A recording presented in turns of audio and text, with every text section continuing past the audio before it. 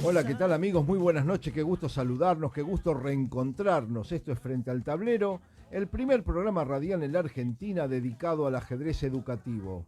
Una propuesta que semanalmente ponemos al aire junto a un grupo de amigos. La mejor jugada está en Radio Porteña.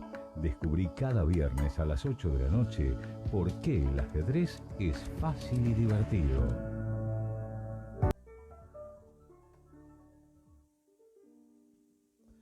Y a las 20:53 es el momento de escuchar al hombre que mejor hace preguntas aquí en Frente al Tablero. Así que vamos a presentarlo a mi amigo Andrés Prestileo con su efeméride. Uno de los dos. No, eso no sucede.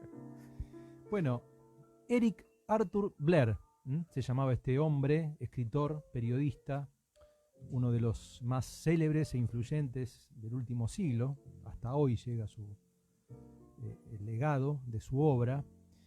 Pero nosotros lo conocemos como George Orwell, ¿no? Claro. Como decías bien al comienzo, Carlos. Nació el 25 de junio de 1903, ayer se cumplieron 117 años, en Motiari, una ciudad que actualmente pertenece a la India, Sí. pero que en aquel entonces formaba parte del régimen colonial británico, ¿no? Bueno, famoso por sus críticas a los totalitarismos, ¿no? El nazismo, el estalinismo, básicamente en dos obras que son centrales de todas las muchas que produjo.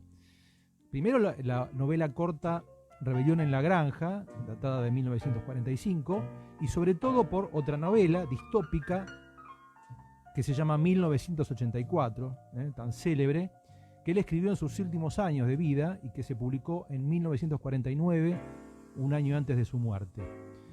Aquí en esta última novela aparece el concepto, por ejemplo, de Gran Hermano, tan conocido por nosotros, o el de la policía del pensamiento, ¿no? Sí. Que desde ese momento pasaron a ser la expresión emblemática de la crítica a las técnicas modernas de vigilancia social. Orwell describe una sociedad donde se manipula la información y se practica la vigilancia masiva y la represión política y social. Una mirada que muchos asocian con lo que vivimos actualmente, ¿no? Exactamente. Repetido, sí. Parece un libro de la actualidad. Totalmente, totalmente.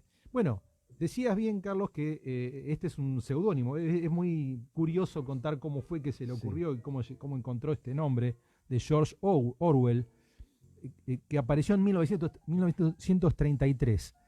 ¿Por qué? Porque él no quería incomodar a sus padres con su primera novela, la primera importante que publicó, se llamaba Sin Blanca en París y Londres. Era un poco transgresora. Entonces, para no avergonzarlos, se buscó un seudónimo, ¿no? Primero barajó unos cuantos nombres, ¿no? Que descartó, hasta que al final se decidió primero por un nombre que deja ver su afecto por la tradición inglesa, porque George, es el santo patrón de Inglaterra, ¿no? Y además el río Orwell es uno de los lugares más simbólicos y emblemáticos para muchos ingleses. Y por otro lado, también pensó que un apellido que empezara con la letra O le iba a dar una mejor posición a sus libros en los estantes de las librerías, ¿no? No se le escapaba una al amigo George Orwell. Bueno, pero ¿qué rastros del ajedrez encontramos en la obra de George Orwell? Bueno, acá hay una controversia, ¿no? En relación a lo que hay de ajedrez detrás de, por ejemplo, la novela 1984. Por un lado, hay quienes dicen que está utilizado el juego del ajedrez, para ilustrar muchos de los temas del libro. Al considerar una posición en el tablero de ajedrez, el personaje principal de la novela se llamaba Winston Smith, un hombre que trabajaba en el Ministerio de la Verdad, ¿no? Una creación de Orwell, reflexiona sobre la importancia del individuo dentro de un régimen totalitario. El motivo del ajedrez entra y sale de sus pensamientos y recuerdos. Y la conclusión es que él mismo no es más que un peón controlado por otros para ser jugado o descartado cuando sea adecuado para sus propósitos. Y el juego del ajedrez también refleja el juego político más grande que rodea a los personajes de la novela. Hay un pasaje de la obra que dice: examinó el problema del ajedrez y expuso las piezas.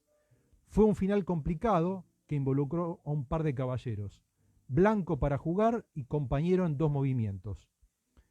Winston miró el retrato de Gran Hermano. El blanco siempre se empareja, pensó con una especie de misticismo turbio.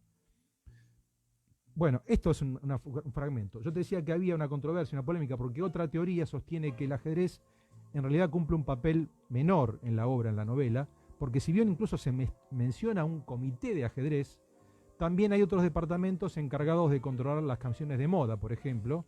Así que el ajedrez sería una forma más, entre tantas otras, de comunicación entre las personas, ¿no? Orwell muere el 21 de enero de 1950, a los solamente 46 años, de tuberculosis, tras haber pasado los últimos 3 años de su vida entre hospitales.